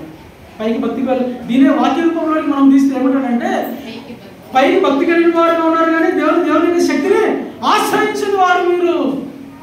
పైకి భక్తిగానే ఉంటాం, పైకి లోబడినట్టుగానే ఉంటాం, పైకి అంత బాగానే ఉంటుంది కానీ లోపల ఏముంది? గర్వం ఉంది. లోబడం అతిశయం ఎక్కువ ఉంది, అతిశయం ఉంది. కనుక దేవుడికి లోబడతాం, దేవుని సంఘానికి లోబడతాం, దేవుని పెద్దలకు లోబడతాం, సేవలకు లోబడతాం, దేవుని వాక్యానికి లోబడతాం. కుటుంబంలో ఒకరికొకరు ప్రేమ ఐక్యత కలిగి జీవితం. ఎందుకు ఈ విధంగా నడుచుకుంటే, లోబడి జీవిస్తే ఎందుకు కుటుంబ వ్యవస్థ నాశనం అవుతుంది? వాడు రాత్రి 12 ఇంటికి రాడు, 11 ఇంటికి రాడు, 12 ఇంటికి రాడు. వాడు సెల్లు స్విచ్ ఆఫ్ చేసుకుంటే సెల్లు పని చేయకపోతే వాడు ఎక్కడ పోయాడు అనుకోవాలి తల్లిదండ్రులు, వాడు ఏం చేస్తున్నాడు అనుకోవాలి తల్లిదండ్రులు.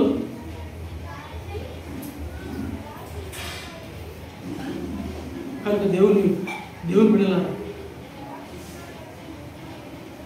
దేవుని దాసునిగా నేను చెప్పేది ఒకటి, మన బిడ్డల్ని ఆత్మీయంగా పెంచుతాం,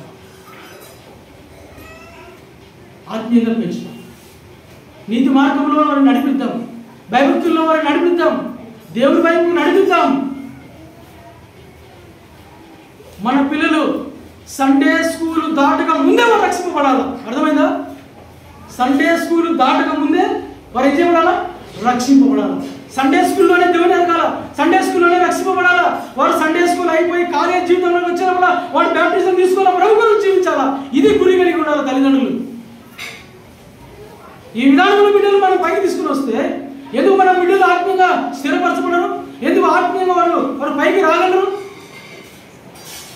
కనుక దేవుని బిడ్డలారా, ఈ విధానంలో మనం లోబడి జీవితం, ప్రభుకు లోబడతాం, దేవుని వాక్యానికి లోబడతాం, దేవుని సంఘానికి లోబడతాం, ఒకరికొకరు ఐక్యత కలిగి జీవితం.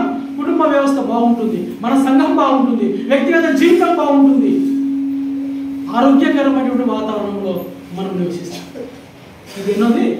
మూడవది. నాలుగవది అపోస్తుల కార్యములు 6వ అధ్యాయం 2వ వచనం.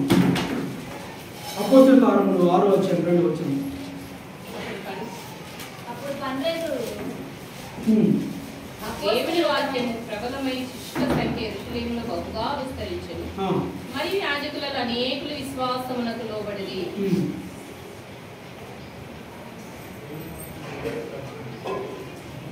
6:2. అప్పుడు 12 అపోస్తలులు తమ ఎదుట శిష్యుల సమూహమును పిలిచి, మేము దేవుని వాక్యం బోధించటమా అని. చాలు. దేవుని వాక్యము బోధించుట మాని, వాక్యమును మానేసేవారుగా ఉంటున్నాం. దేవుని వాక్యాన్ని మనము మానేసేవారుగా ఉంటున్నాం. దేవుని వాక్యానికి ప్రాధాన్యత ఇవ్వడం లేదు. మనం దేవుని వాక్యానికి ప్రాధాన్యత ఇవ్వడం లేదు. సరైన విధానంలో దేవుని వాక్యాన్ని మనం చదవడం లేదు. దేవుని వాక్యానికి మన జీవితంలో స్థానం లేకుండా పోయింది. కానీ దేవుని బిడ్డ, దేవుని వాక్యము చదవకుండా నువ్వు ఇంట్లో నుంచి బయటికి పో. దేవుని వాక్యం చదవకుండా ఇంట్లో నుంచి నువ్వు బయటికి పో. మన దినము మొదటిగా మన దినము దేవుని వాక్యంతోనే ప్రారంభించబడాలా, మన దినము దేవుని వాక్యంతోనే ముగించబడాలా. దేవుని వాక్యానికి మన జీవితంలో ప్రాముఖ్యతనిచ్చేవారంగా మనం ఉండాలా. కనుకనే చూడండి ఒక మాట, ద్వితీయోపదేశకాండము 32వ అధ్యాయము 2వ వచనం.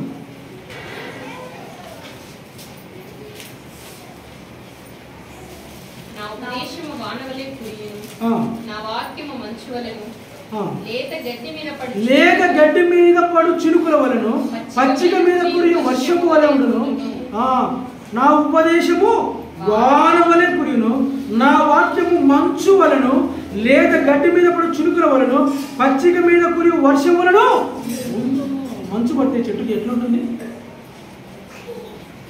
చెట్టుకు మంచు పడింది అనుకోండి,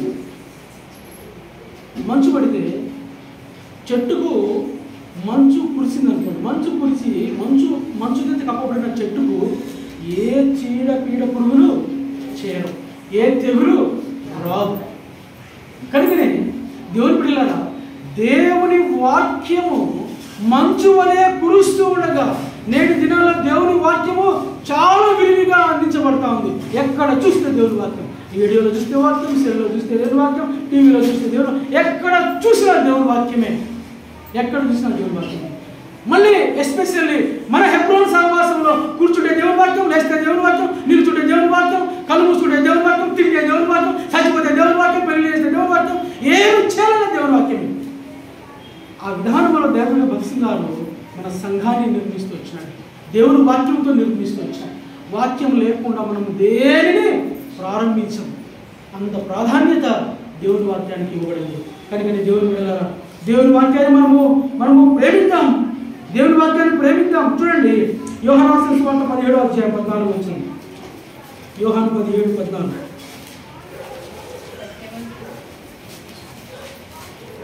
యోహాను 17:14. వారికి నీ వాక్యం ఇచ్చినాను, నేను లోక సంబంధిని కానట్టు వారు లోక సంబంధులు కారు. వారు కూడా లోక సంబంధులు కారు. మన ప్రభువైన యేసుక్రీస్తు వారికి క్రొత్త నిబంధన గ్రంథంలో 6 పర్యాయములు వాక్యము అని దేవుడు పేరు పెట్టాడు. ఆయన వాక్యమైనటువంటి దేవుడు. చూడండి, కొలస్సీయులకు రాసిన పత్రిక 3వ అధ్యాయం 16 వచ్చింది. కొలస్సీ 3:16.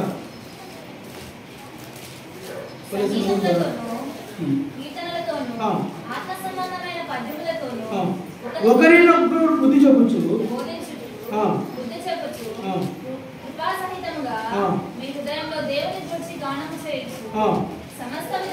జ్ఞానంతో క్రీస్తు వాక్యము మీలో సమృద్ధిగా నివసింపనీయుడి. ఎప్పుడు నివసిస్తుంది మన జీవితంలో? దేవుని వాక్యం చదివితే కదా. చదివితే నివసిస్తుంది, చదవకపోతే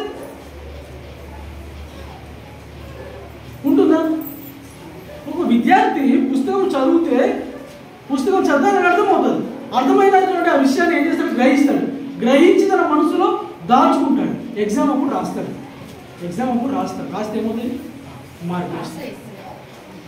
ఉర్దూలో ఒక సామెత ఉంది, లిక్కి 10 పేజీలకి ఆయా ఆయా అండా ఆయా అంటే వస్తే వాడు ఏం చదివినట్టు? ఇంకా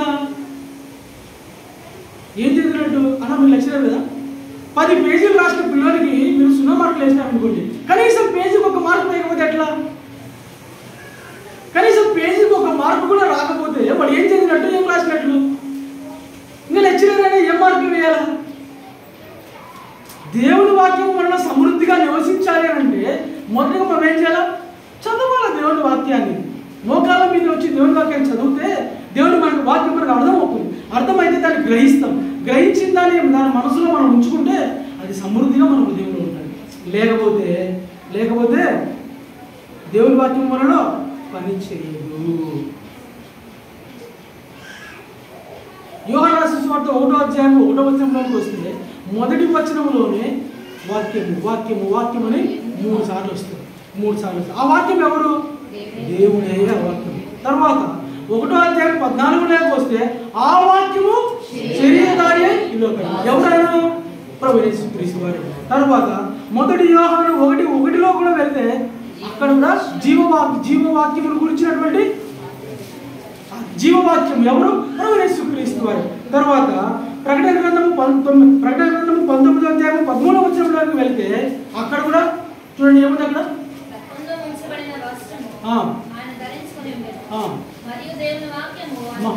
మరియు దేవుని వాక్యమును ఆ నామము ఎవరు? ప్రభువు యేసుక్రీస్తు వారు. ఆయనే వాక్యం అనేటువంటి దేవుడు, ఆయనే. నేను మన వాక్యాన్ని చదువుకున్నాము అని అంటే మనం ఎవరి గురించి నేర్చుకుంటున్నాం? దేవుని గురించి నేర్చుకుంటున్నాం. అందుకే దేవుని బిడ్డలారా, దేవుని వాక్యానికి మనము ప్రాధాన్యత ఇస్తాం. వాక్యమును నామం కలిగిన వాడు మన ప్రభువారు. అయ్యా, నీ నామం అంతటికంటే నీ ఇచ్చిన వాక్యమును ఘనపరిచేవా. 145వ కీర్తన. నీ నామం అంతటికంటే నీవు ఇచ్చిన వాక్యం ఏం చేసావు? ఘనపరిచావు. నువ్వు దేవుని వాక్యాన్ని ఘనపరచు. దేవుని నన్ను మనమందరం దేవుడు ఘనపరుస్తాం. దేవుని వాక్యాన్ని మనం ఘనపరచకపోతే ఇంకా దేవుని ఏం ఘనపరుస్తాం మనం? కనుక దేవుని బిడ్డలారా, దేవుని వాక్యాన్ని మనం ఘనపరుస్తాం. కీర్తన పాడాడు 119లో అంటాడు, అయ్యా నేను పాపం చేయకున్నట్టు నా హృదయంలో నీ వాక్యమును ఉంచుకుని ఉన్నాను. అయ్యా నీ వాక్యము ఆకాశముతో నిత్యము స్థిరముగా ఉన్నది, నిలకడగా ఉంది అని అంటాడు. స్థిరమైన వాక్యం, నిత్యము నిలిచే వాక్యం. ఆ వాక్యం ఆయనే ప్రభువు యేసుక్రీస్తు. కనుక దేవుని బిడ్డలారా, దేవుని వాక్యాన్ని ప్రేమిస్తాం, దేవుని వాక్యానికి లోబడతాం, దేవుని వాక్యాన్ని చదువుదాం. దేవుని వాక్యం ఉదయమే లేద్దాం, దేవుని వాక్యం చదువుదాం. సాయంకాలం దేవుని ముగిస్తాం, దేవుని వాక్యంతో చదివి ముగిద్దాం. ఖాళీ సమయంలో దేవుని వాక్యం చదువుదాం, అర్థం చేసుకుందాం. కనుక దేవుని బిడ్డలారా, మధ్యాహ్న సమయంలో ప్రభు మనతో మాట్లాడుతున్నది ఏంటంటే వాక్య విషయంలో నువ్వు ఎక్కడ కూడా డోంట్ స్టాప్, ఎక్కడ కూడా నువ్వు మానవద్దు. దేవుని వాక్యం చదువు, దేవుని వాక్యం చదువు చదువు చదువు చదువు చదువు అంతే, వేరేదేమొద్దు. ఒక దేవుడు అన్నాడు, నీకు వాక్యం అర్థమైనా అర్థం కాకపోయినా నువ్వేం చేయాలా? దేవుని వాక్యాన్ని చదవడం నేర్చుకో, చాలంతే. నీకు అర్థం కాకపోయినా పర్వాలేదు, నువ్వేం చేయాలి? దేవుని వాక్యాన్ని చదువు అంతే. దినము నాకు 5 అధ్యాయాలు చదువు, నీకు అర్థం కాకపోయినా పర్వాలేదు, చదువు దేవుని వాక్యం. కానీ దేవుని వాక్యం మనకు అర్థం కాకపోయినా పర్వాలేదు, చదువుదాం. ఒక అధ్యాయం చదువుదాం, 2వ అధ్యాయం, 3, 4, 5 అధ్యాయాలు చదువుదాం. దేవుడే ఆయన మనల్ని పాపం నుంచి మనల్ని దూరపరిచేవాడుకుంటాం. ఇది ఎన్నోది? 4వది. 5వదిగా కీర్తనలు 109, క్షమించండి, యెషయా 43:22. యెషయా 43:22. నీవు నాకు మొరపెట్టలేదు, ఇశ్రాయేలు నన్ను గూర్చి నీవు విసిగితివి. యాకోబు నీవు నాకు మొరపెట్టలేదు, ఇశ్రాయేలు నన్ను గూర్చి విసిగితివి కదా. మొదటిది చెయ్యము, రెండోది మాత్రం బాగా విసిగిపోతాం. ప్రార్థనలో ఉండాలంటే, మోకాళ్ళ మీద కూర్చోవాలంటే, తెల్లవారుజామున వేయాలి అని అంటే ఏమొస్తుంది? మనకు విసిగి వస్తుంది. అప్పుడే నిద్ర వచ్చేస్తుంది. క్షణాల్లో నిద్రలోకి వెళ్ళిపోతాం. నాకైతే నిద్ర భలే వస్తుంది. కడపలో బస్సు ఎక్కి టికెట్ కొడతానే నిద్రపోయినా, ఎక్కడ దిగాలో దేవుని ఆశీర్వాదం వాళ్ళు ఎక్కడ దిగాలో అక్కడ 5 నిమిషాల ముందే మెలకు వచ్చేస్తారు. నిద్ర కూడా ఒక వరమే. అందరికీ నిద్ర రాదు, మళ్ళీ అందరికీ నిద్ర రాదు. తెలుగులో సామెత ఉంది కదా, పుట్టోడు ఏంది రోగాలు ఉన్నవాడికి పుట్టోడు అప్పులు ఉన్నవాడికి ఏ దిగులు ఉండదు, ఏ సమస్య ఉండదు, బాగా హ్యాపీగా తిరిగి నిద్రపోతాడు కదా. అట్లా నిద్ర అనేది కూడా ఒక వరమే. అయితే ప్రార్థన విషయంలో విసుగక ఎడతెగక మీరు ప్రార్థన చేయండి. విసుగక మీరు ప్రార్థన చేయండి. చూడండి 109:4 109:4 కీర్తన 109:4 స్టేటస్ అన్న 1:4 చేద్దామా?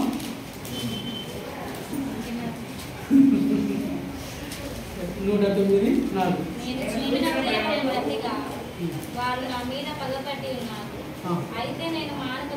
అయితే నేను మానక ప్రార్థన చేయించున్నాను. దావీదు మహారాజు అంటున్నాడు, నన్ను చుట్టుకొని నా మీద ద్వేషపు మాటలు మాట్లాడుతున్నారు. పైన అంటాడు, నా మీద అబద్ధాలు చెప్తున్నారు, నా మీద కపటము నోరు తెరుస్తున్నారు, నన్ను చెరపవాలని భక్తిహీనులు తమ నోరు తెరుస్తున్నారు. అయినా కూడా నేనేం చేస్తున్నాను? మానక ప్రార్థన చేస్తున్నాను. ఆయన చుట్టూ ఏముంది? తరుగుతున్నాడు, సౌలు తరుగుతున్నాడు, పరిగెడుతున్నాడు. ఇన్ని ఉన్నా కూడా దావీదు ఏం చేస్తున్నాడు? మానక ప్రార్థన చేస్తున్నాడు. కనుక దేవుని బిడ్డలారా, కొంచెం దేవుడు మనల్ని హెచ్చిస్తే, దేవుడు మనల్ని కనికరిస్తే, లేకపోతే కొంచెం మన స్థాయి కొంచెం పెంచితే మనం ఏం మర్చిపోతాము? ప్రార్థన మర్చిపోతాము. దేవుని కూడా మనము మర్చిపోయేవారు ఉంటాము. ఇప్పుడు ఇంకా ప్రార్థన అవసరం లేదు. అప్పుడు అవసరం ఉన్నప్పుడంతా ప్రార్థన చేసాం. అప్పుడు పలానా అవసరం ఉంది, అప్పుడు పలానా అవసరం ఉంది, అప్పుడు పలానా అవసరం ఉంది, ప్రార్థన చేసాం, మోకరించాం. అవసరం ఉన్నప్పుడు తెల్లారి 3 గంటలకు వేస్తాం. అప్పుడు ఏమొస్తుంది? అప్పుడు పరమగీతంలో వాక్యం గుర్తుకు వస్తుంది. రేచి లేయి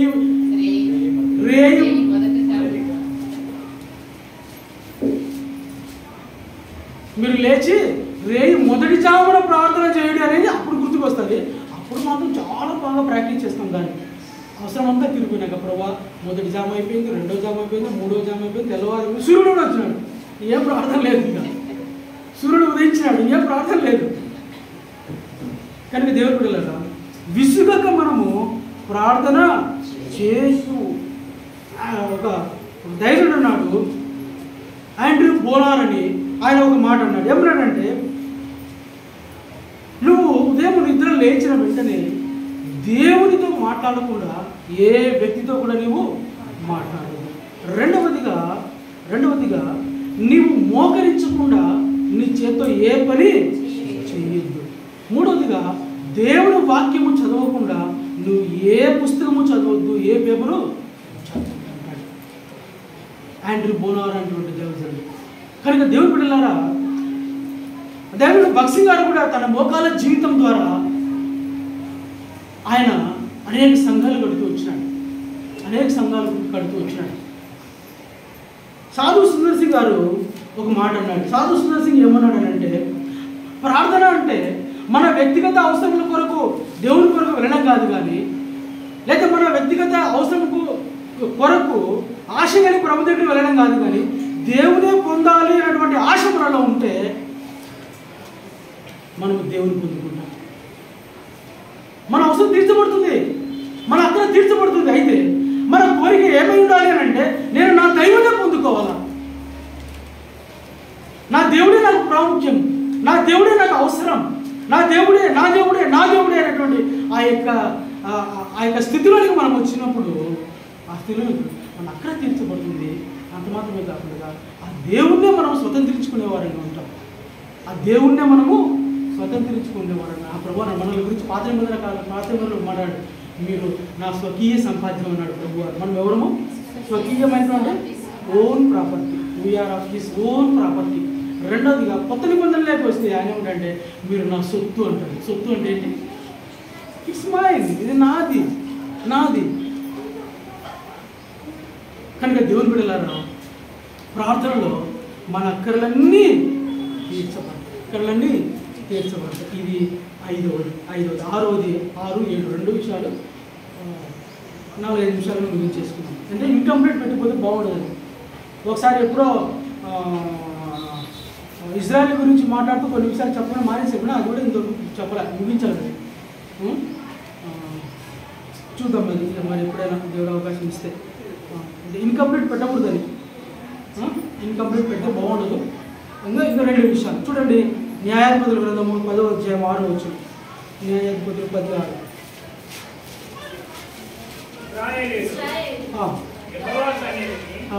మరలా దుష్ప్రవర్తనలైంది. వారు యెహోవాను విసర్జించి ఆయన సేవ మానివేసి బయలుల్లో చాలు. ఇశ్రాయేలీలు యెహోవా సన్నిధిని మరలా దుష్ప్రవర్తనులైది, యెహోవాను విసర్జించి ఆయన సేవ మానివేసిరి. ఏం చేశారంటే వీళ్ళు? ఆయన సేవ మానివేసినారు. చూడండి రోమా 1:22. వారి అవివేక హృదయం అంధకారమైన తమ జ్ఞానుల బడి చెప్పుకొనుచు బుద్ధిహీనులు అయిరి. వారి అవివేక హృదయము అంధకారము అందుచేత వారు ఏం చేస్తున్నారు? దేవుని సేవ మానివేసినారు. మునుపు ఎంత పరిచయం చేసేవాళ్ళము, కొత్తగా ప్రభుని అంగీకరించినప్పుడు మనమే ఊడ్చేవాళ్ళము, మనమే సాపులు వేసేవాళ్ళము, లేదా ఇంకా ఎన్నెన్నో చేసేవాళ్ళము. మేము కూడా చిన్నప్పుడు ఎన్నో పనులు చేసాం. వేసేవాళ్ళం ఎన్నో పనులు చేసాం. మందిరం లోపల నుంచి చాలా దూరం వరకు కాలువ తీసేవాళ్ళం. యూత్ క్యాంపులు జరిగితే కాలువలోకి దిగేవాళ్ళం, నడుములో కాలువలోకి దిగేవాళ్ళం. ఆ ఆసక్తి కొంతకాలం ఉండే. ఆ తర్వాత షుగర్ వచ్చింది, ఆ తర్వాత బీపీ వచ్చింది, ఆ తర్వాత మైల్డ్ హార్ట్ కార్డియాక్ కంప్లైంట్ వచ్చింది, ఆ తర్వాత ఆస్తమా. ఇన్ని వస్తుంది, ఎక్కడ చేయాలి? నా గురించి చెప్తున్నాను నేను. అయితే దేవుని మహాకృపను ఇప్పుడు కూడా దేవుని మందిరంలో పనిచేస్తాను. దేవుని బిడ్డలారా, దేవుని మందిరం యొక్క సేవ మాత్రం మానుతుంది. అది ఏది పని అయినా, చిన్న పని కానీ పెద్ద పని కానీ. ప్రసంగించడమే సేవ కాదు, దేవుని మందిరంలో శుభ్రపరచడం కూడా దేవుని సేవే. అది మాత్రమే కాదు, దేవుని మందిరంలో ఏ పని చేసినా అది సేవతో సమానమే. ప్రార్థన చేయడం కూడా దేవుని సేవనే. ప్రకటన గ్రంథంలో గురించి చూపించడం, ప్రార్థన చేయడం కూడా దేవుని సేవ. దైవజనుడు భక్సింగ్ గారు ఆ యొక్క ప్రారంభ దినాల్లో కాన్వకేషన్స్లో ఒక కలెక్టర్ వచ్చాడంట. కలెక్టర్ వస్తే ఆయన కారులో హంగుగా దిగి ఆర్భాటంగా దిగితే భక్సింగ్ గారు ఏమన్నారంటే బాత్రూమ్లు కడిగిస్తాపు అన్నాడంట. బాత్రూమ్లు కడిగిస్తాపు అంటే నొచ్చుకొని వెళ్ళిపోయి తర్వాత మరి ఆ తర్వాత మళ్ళీ వచ్చినప్పుడు కన్విన్స్ అయ్యి ఆ యొక్క బాత్రూమ్లు కడిగేవాడంట, లేకపోతే లెట్రిన్లు కడిగేవాడంట, లేకపోతే ఆ యొక్క చిన్న పిల్లలందరూ అక్కడ కూర్చుంటే అంత అవసరమైతే చేతు కూడా తీసేవాడంట. ఆ విధంగా ఆ దినాల్లో సేవ జరిగించబడింది, ఆ దినాల్లో ఆ విధంగా సేవ ప్రారంభించబడింది. ఈనాడు అంతా హైటెక్ టెక్నాలజీ అయిపోయింది. మనం ఏమి చేయాల్సిన అవసరము లేదు. ఆ విధంగా ప్రారంభించబడిన ఈ సేవ, ఈ పరిచర్య అంచెలంచెలుగా ఎదుగుతూ లక్షల మంది, కోట్ల మంది సహవాసంలో చేర్చబడి, సంఘాలు కట్టబడి, సేవకులు తయారు చేయబడి, బోధకులు తయారు చేయబడి, ఇంతమంది విశ్వాసులు తయారు చేయబడి ప్రభుత్వాలకు జీవిస్తున్నారని అంటే ఆనాటి సమాజము ప్రముఖులకు ఏం చేశారంటే తమకు తగ్గించుకున్నాయి. గుంటూరులో సేవ ప్రారంభించే దినాల్లో, అక్కడ సంఘం కట్టబడే దినాల్లో ఒక ఎంఆర్ఓ గారు, ఆ కాలంలో ఎంఆర్ఓ గారు అంటే మ్యాక్సిమం జడ్జితో సమానం. ఆయన చేతిలో సర్వ హక్కులు ఉంటాయి. ఒక్క సంతకం పెడితే ఒక వ్యక్తిని జైలుకి పంపించవచ్చు, ఒక్క సంతకంతో బయటికి తీసుకురావచ్చు. అలాంటి అధికారం కలిగిన వ్యక్తి. ఆ యొక్క వ్యక్తి భక్సింగ్ గారిని ఆహ్వానించాడు. క్రైస్తవుడు ఆహ్వానించిన తర్వాత మీటింగ్ జరుగుతుంటే తెలియదు కదా, పాపం క్రమం తెలియదు.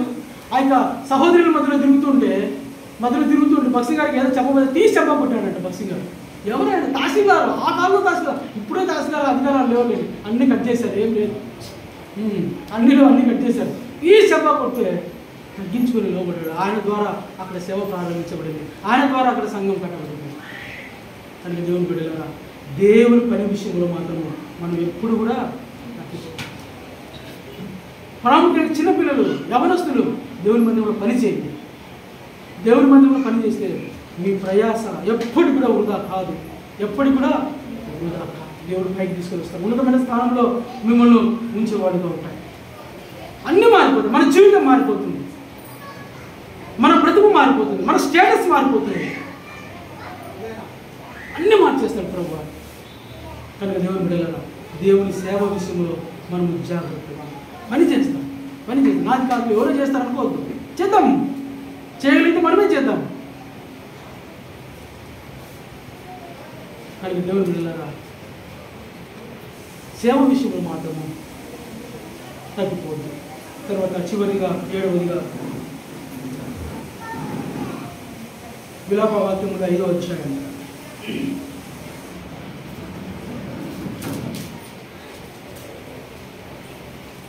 14వ వచనం.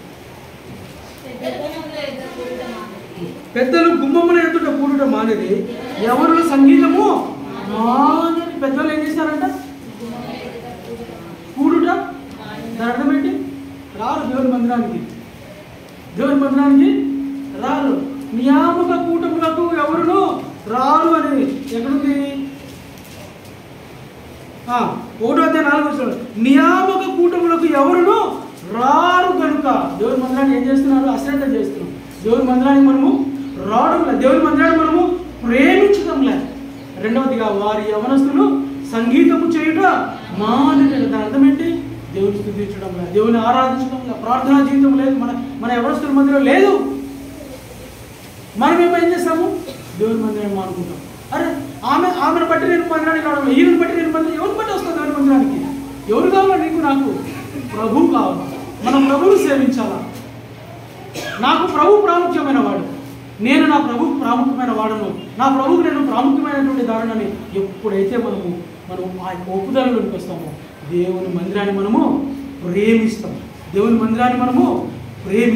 దేని ఎక్కువగా ప్రేమిస్తాం? మనము లోకాన్ని ఎక్కువగా ప్రేమిస్తాం, తర్వాత స్నేహితులను ప్రేమిస్తాం, లోకంలో ఫ్యాషన్స్ని ఎక్కువగా ప్రేమిస్తాం. అంత మాత్రమే కాకుండా ఇవన్నీ కూడా మన జీవితంలో ఎక్కువైపోయాయి. పోటీతత్వం ఎక్కువైపోయింది క్రైస్తవ జీవితంలో. దేవుని ప్రేమ, వాళ్ళకి ఫలాన్ని ఉంటే నాకు ఉండాలి, వాళ్ళకి ఫలాన్ని ఉంటే నాకు ఉండాలి. హెబ్రీ గ్రంథకర్త 9:24-25 అంటాడు, మీరు సమాజముగా కూడుట మానక ఒకరినొకరు ప్రోత్సహించుకునుడి అంటాడు. సమాజంగా కూడుట మానదు, దేవుని మందిరానికి రావడం మానదు, మనుషులను చూడొద్దు, వ్యక్తులను చూడొద్దు, వారి స్వభావాలను చూడొద్దు, వారి యొక్క క్రియలు చూడొద్దు. నీకు కావాల్సిన దేవుని వాక్యం నీకు కావాలా, నువ్వు దేవునికి కావాలా. అర్థమైందా? నీవు దేవునికి కావాలా. నీ కొరకు ప్రాణం పెట్టాడు ఆయన, నీ కొరకు త్యాగమైపోవడానికి ఇష్టపడ్డాడు ఆయన, తన ప్రాణాన్ని పెట్టడానికి ఇష్టపడ్డాడు ప్రభు వారు. కనుక నేను దేవుని బిడ్డలారా, దేవుని ఒక సమాజంగా కూడుట మానక. ఒకవేళ మనం ఎంత గొప్పవారమైనా, మన స్థితి ఏ విధంగా ఉన్నా, మనం ఏం చేయకూడదంట? దేవుని మనము విడిచిపెట్టాలి, దేవుని మీదనే ఆధారపడాలి, దేవునే నమ్ముకోవాలి, దేవునే ప్రేమించాలి, దేవుని వైపే చూడాలి. నాకంతా ఉందిలే, నేను క్షేమంగా ఉన్నా, ఆరోగ్యంగా ఉన్నా, సౌకర్యంగా ఉన్నా, సుఖంగా జీవిస్తున్నా, నాకేమి పొందలేదు అనే స్థితిలో కూడా నువ్వేం చేయాలా? దేవుని మీదనే ఆధారపడాలా, దేవునే నమ్ముకోవాలా, దేవునే ప్రేమించాలా, దేవుని వైపే చూడాలా. ఒకవేళ దేవుడి కనుక కోపగించాడు అనుకోండి, ఏం చేస్తాడు? మొత్తం ఏమంటాడు? రిమూవ్ అంటాడు. రిమూవ్ అంటే డిలీట్ బటన్ నొక్కానే. కనుక దేవుని బిడ్డలారా, దేవునికి కోపము తెప్పించే విధానంలో మనము నడుచుకోకూడదు. చూడండి చివరి మాట 59:5, కీర్తనలు 59:5.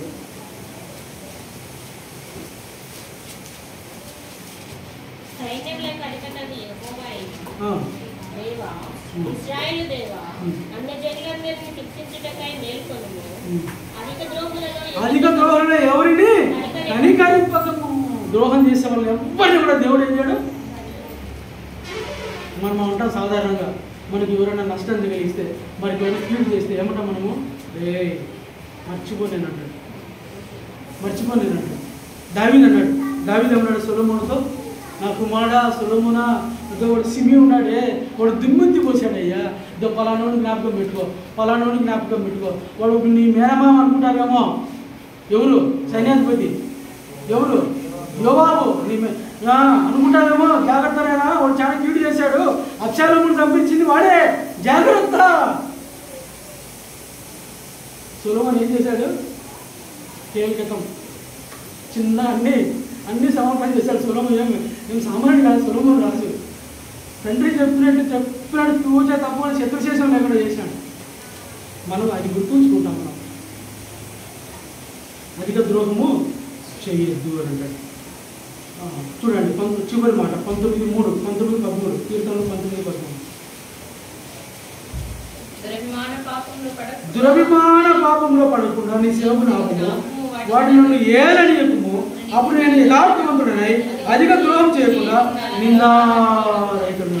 ప్రభా ఆపేసేది, అధిక ద్రోహం చేయకుండా ఆపేసేది, దురభిమాన పాపంలో పడకుండా ఆపేసేది. చాలిందంటూ చాలు, నా చేత కాదు, నువ్వు ఆపు అని ప్రభువుకి అయితే మనం అప్పగించుకుంటాము.